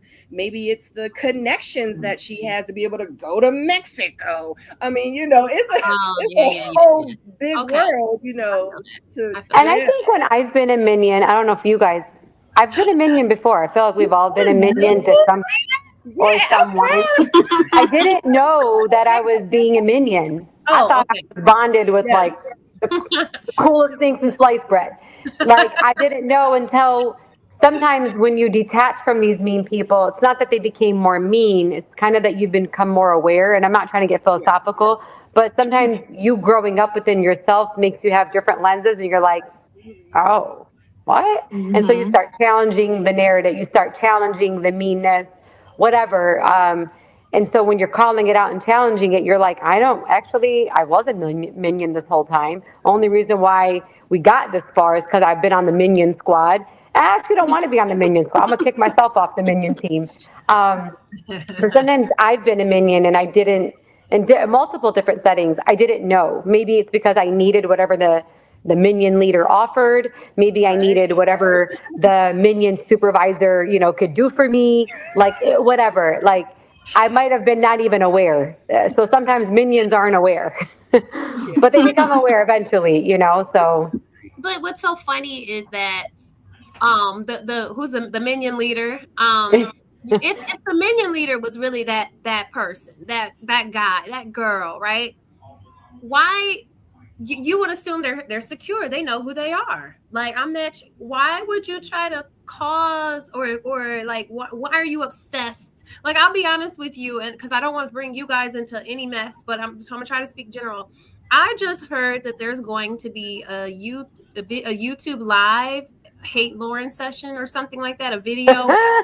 Everybody's gonna be on here just talking about like Dana. That's so funny. They don't have you were asking what do they have? No businesses. Okay. That's kind of scary. It is a little scary, but it's crazy. But listen, everybody has their platforms. You are more than welcome to speak on whatever, as long because I already talked to my attorney. As long as you are not making defamatory you can say I think or in my opinion, but if you're saying things as facts, I would caution these folks. But because I've already had a couple instances where I did catch that. But my point is, if the minion leader was really that person, why would they have time to start a whole hate campaign, a smear campaign? Because they don't have no other talents. You're all they got. About someone else. I feel like it goes into You're all they got. They don't have nothing else to talk about. When there's a minion leader and they feel like somebody else may be able to remove them from their place or position or their spot, it makes them feel a type of way. So then now they have to start attacking that person, because the more they attack that person, the better they become, or they feel about themselves, because it almost makes them feel like, yeah, that person couldn't go toe to toe with me any day, but I'm going to keep, antagonizing. I'm going to keep pushing these buttons because they ain't going to do nothing. Meanwhile, the other person is just la la la la, basketball practice, work, gotta sell a house, has no clue about what the heck. But so back to the whole like general topic of Mean Girls. I'll tell you what I've experienced, and this is what I get kind of sad about, because I see both sides. I used to be upset with people who are mean. I used to be like, oh, she's terrible. But then you have to understand, this person obviously has gone through something. This person, like, how people treat you is a reflection of how they feel about themselves. If somebody can be nasty to you and you have done nothing to them, I'm more concerned with, like, Lord, let me add her to my prayer list. Like, and I'm not even joking. Like something's wrong when a person can have this much anger towards a person that has not done anything to them. So to me, you're dealing with way more than just this battle you've created with me. So I think about it in a way like I remember I used to meet like people, I'm in sales, and they would just be so mean and have an attitude when I speak, and I used to get back at them. But now I'm like, wait a minute, I'm not trying to be funny. This lady probably didn't got her ass whooped last night, or this lady probably didn't. No, I'm serious. Like, you don't have no idea what people are dealing with at home, and then they come outside, and this is their way to express their anger because they can't do it in the house. So now they're taking it out on you, and you've done nothing to this person. So I started to just realize, like, it's not you. Like, it's literally, now if it's me, I swear I'll tell you it's me. Because one thing that all my friends know about me is Lauren takes accountability, and I do a lot of silly, ridiculous things. But when it's not me, y'all, it's just not me. So I'm just saying, like, I've learned that this is way deeper. It is way deeper, and we could take this on a way deeper level, but we're not, because I feel like we've gone on here for enough time. But I really truly feel like you're dealing with spiritual warfare. At the end of the day, is a deep thing that I don't want to get into today, but I'm saying that when people are super weak, and you got this same spirit that you're fighting in multiple people, and they're super weak, and they allow this to come into them and utilize them to tear down another person, knowing that they don't have no legitimate problem. And I'm gonna tell you this too, with the Mean Girls in general, nobody specific. When you can go to a woman, because I felt like I've never had issues with certain people, but when I found out they had an issue with me, and I go to them, I'm a type of person that goes to people. I call you, hey, I heard you got a problem, girl. We ain't got no problem. Okay. Multiple times you've gone to people. Do we have a problem? No, we don't got no problem. But then behind closed doors, oh, blah, blah, blah, blah. That is a clear indication that, Lauren, there's nothing you can do. This is the point. This is what they're trying to do. This is when you can't come to somebody and say, you did this to me, because you didn't do anything there's nothing to resolve. This is what they want to do, and it's towards you. So there's nothing else you can do about it. You get what I'm saying? So a lot of times it's like I said, it's deeper than that. It's not just a person that just feels some type of way towards you. And not to get too deep too, a lot of these people are rarely sober.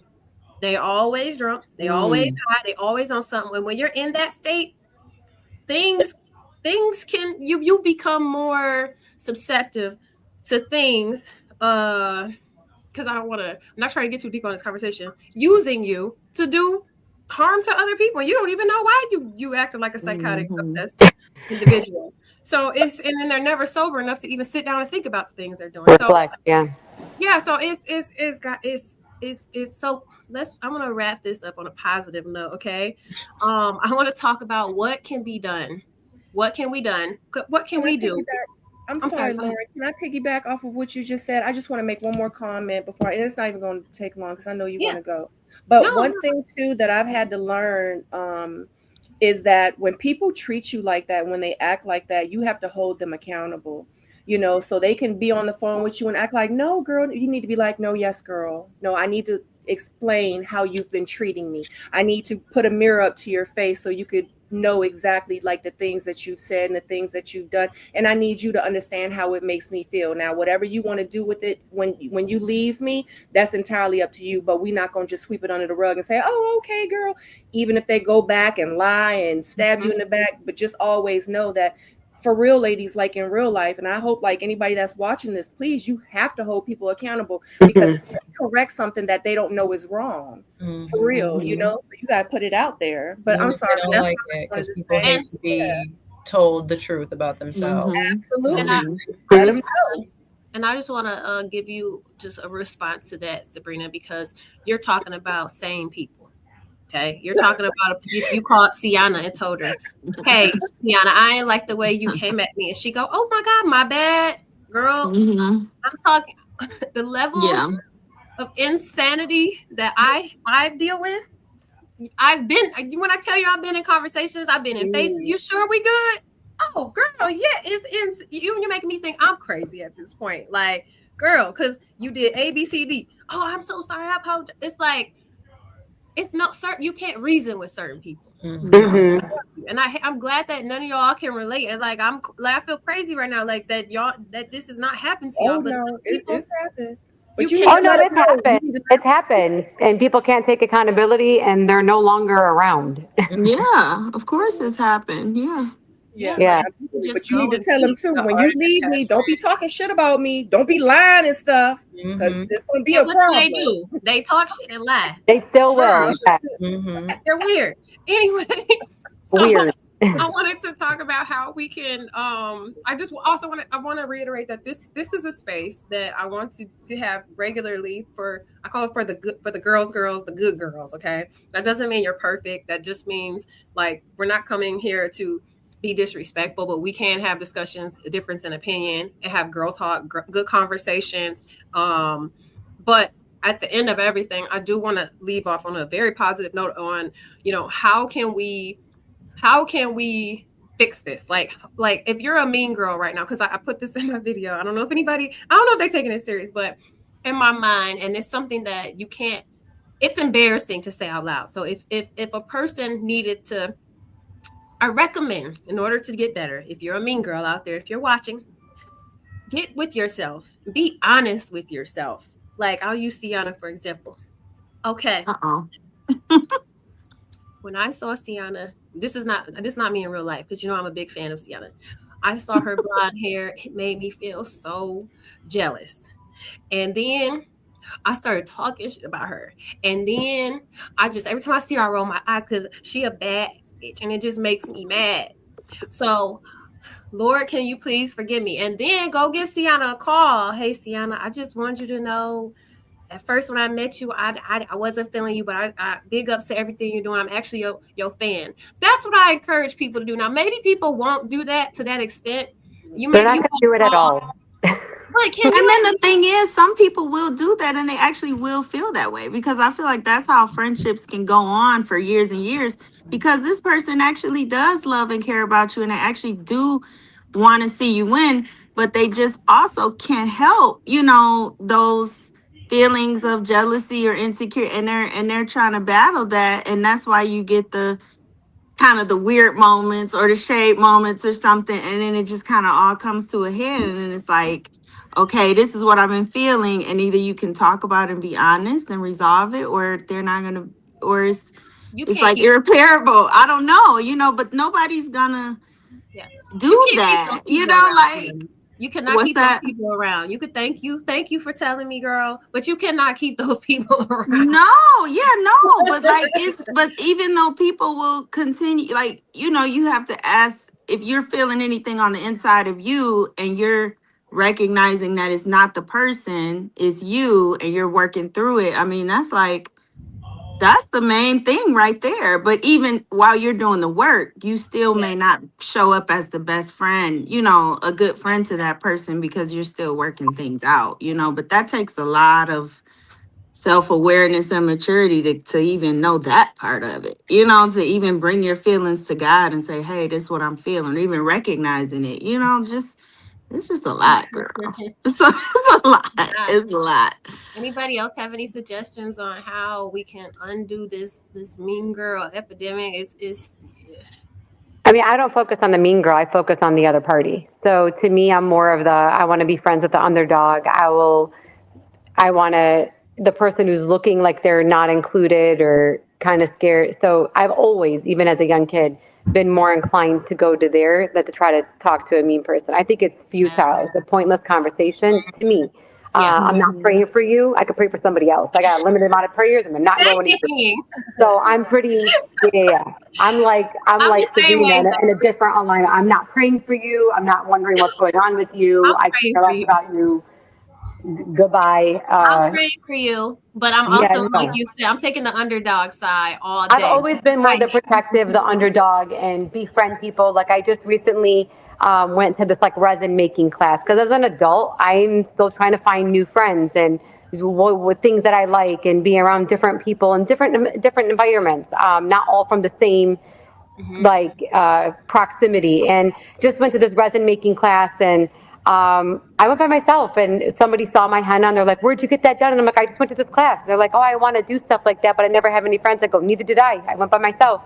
So just telling them, if you ever want to go, if you see the flyer, text me. If I'm in town, we'll go. Like, so really, I think the core of the people who are not mean is that they're looking for spaces of inclusivity. They're looking for friendliness. They're looking for safe. They're looking for genuine like reciprocation.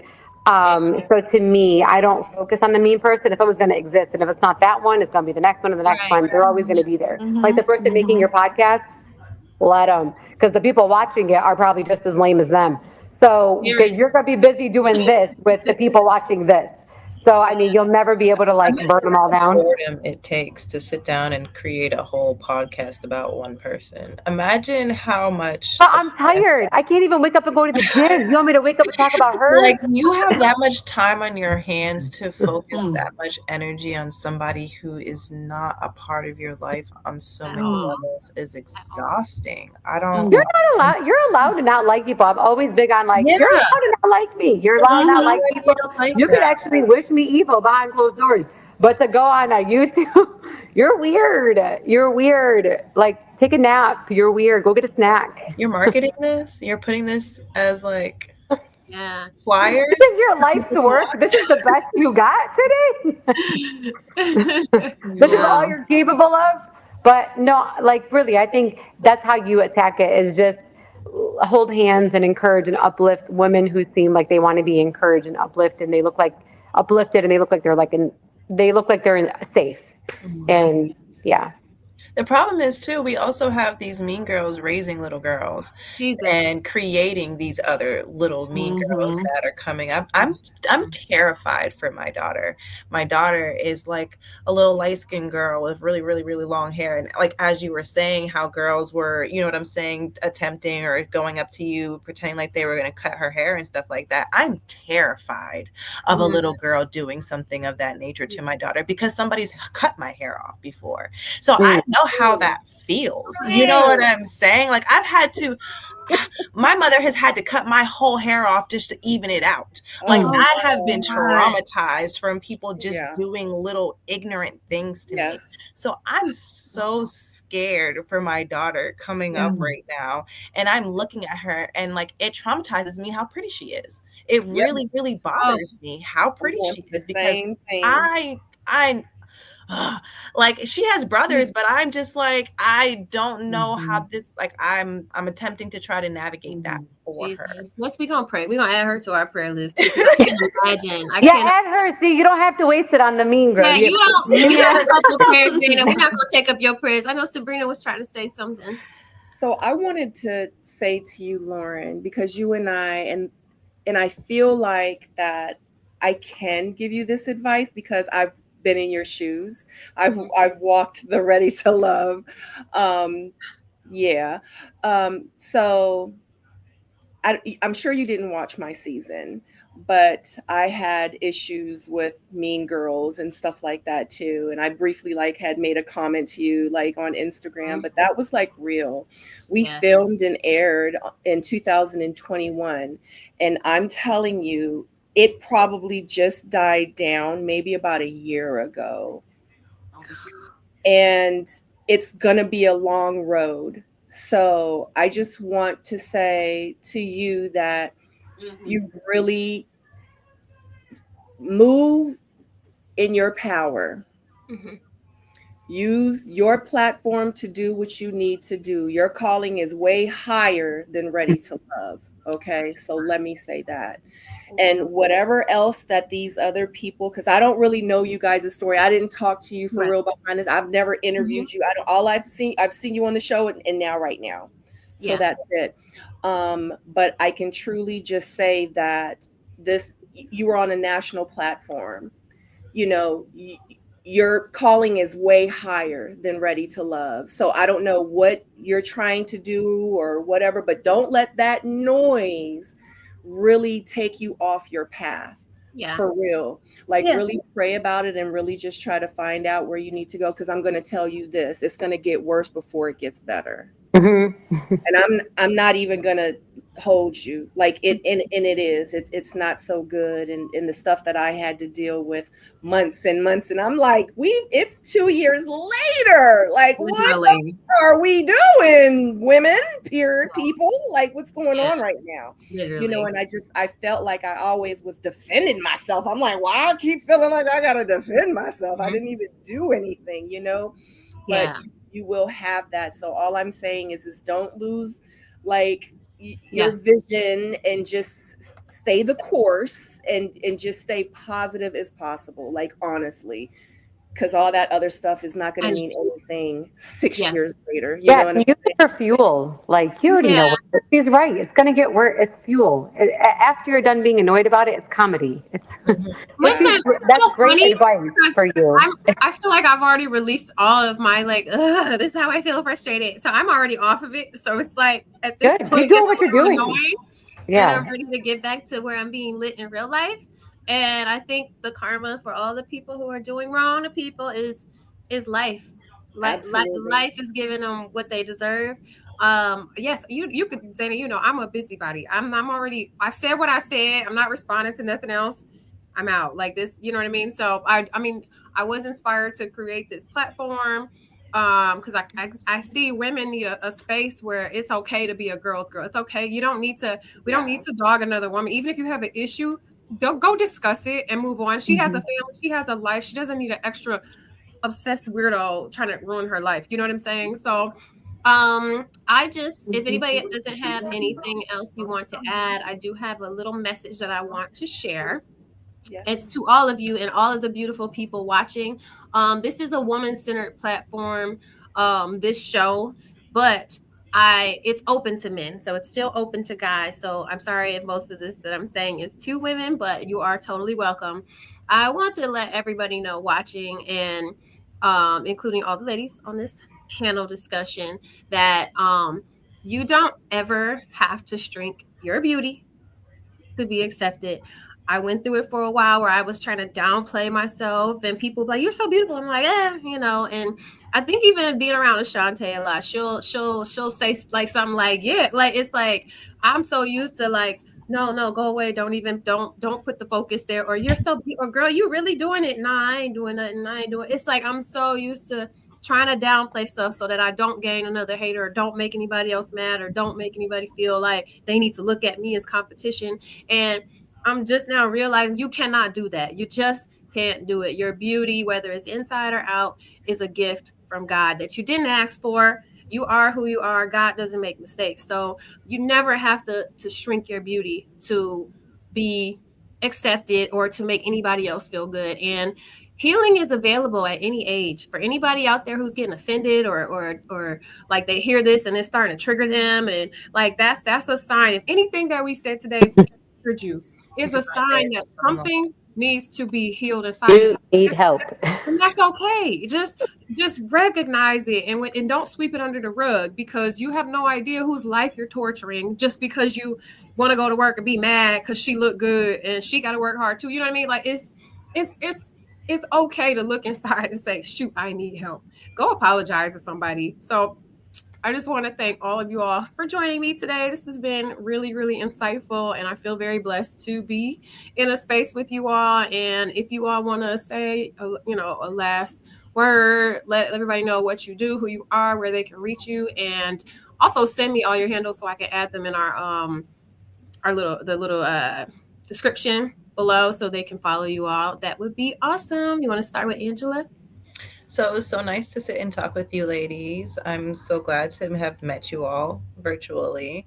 My handle is I am Angela Castle. If anybody wants to reach out to me, like I said, I am in the process of starting a sexual assault and domestic violence nonprofit. So if anybody wants to intermingle with me on that front, I, am open to that as well, as I will be bringing a Caribbean carnival to Detroit in 2028 with Bedrock. So if anybody wants to be a part of that, let me know. Yeah, heck yeah, I want to be a part. I've Awesome. been working out, and I want to put on one of those little. We'll talk. We'll talk. Zaina. Come on. I We gotta put you in lost. a queen costume out here. Hold on, I have just lost the screen. She did it. I see you. We're making you big, girl, so everybody can see your beauty. Oh wait, you're gone. Just Okay. Wait, let her get it together. Let's do Sienna. Okay, so this was so fun. Thank you for having me, and it was so nice chatting with you ladies. I've learned a lot. It's always good to talk with other women and get different perspectives. I guess my final thoughts or final words is just always lead with kindness. Even if you're dealing with haters and mean girls, usually it's something going on with them. So, it's just always good to extend kindness because you just don't know what's going on with people. And I know that can just kind of, it's a old thing, kill them with kindness. But I really think that, if you're just always operating from love, then, no harm, nothing that bad can come of it. My handle is Sianatrice. That's my Instagram. Again, artist, fashion designer. So everything you can find it on my Instagram. Thank you very much.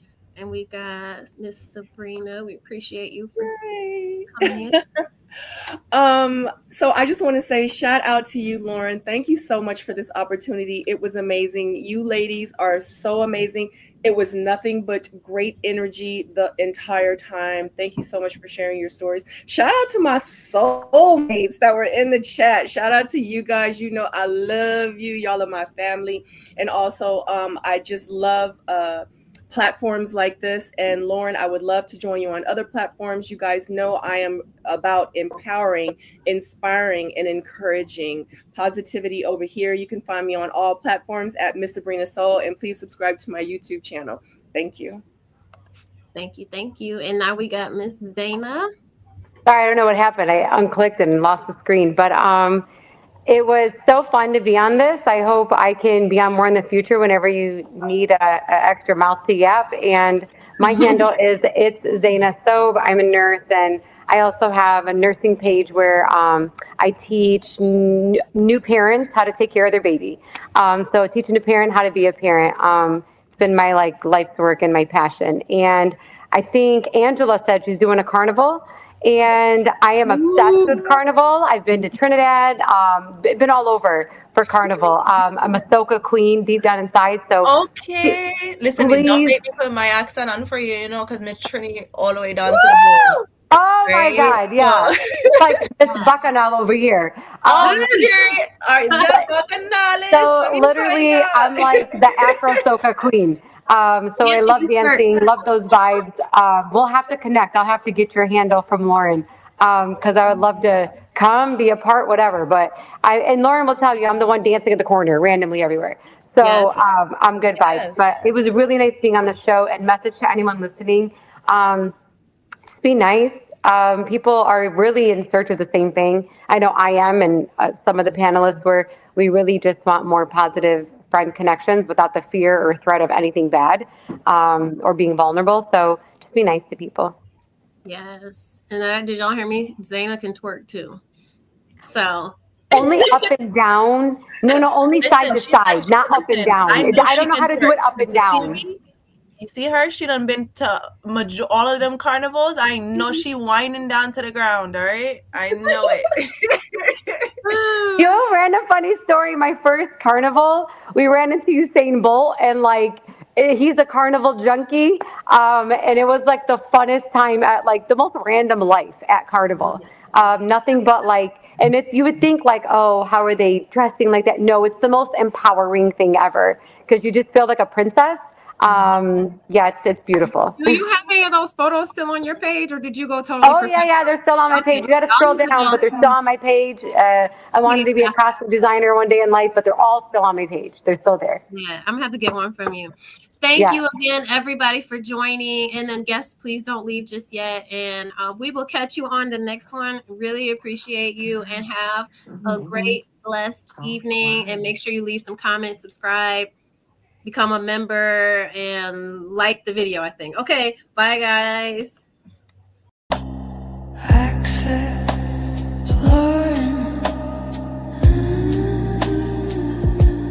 Access, Lord.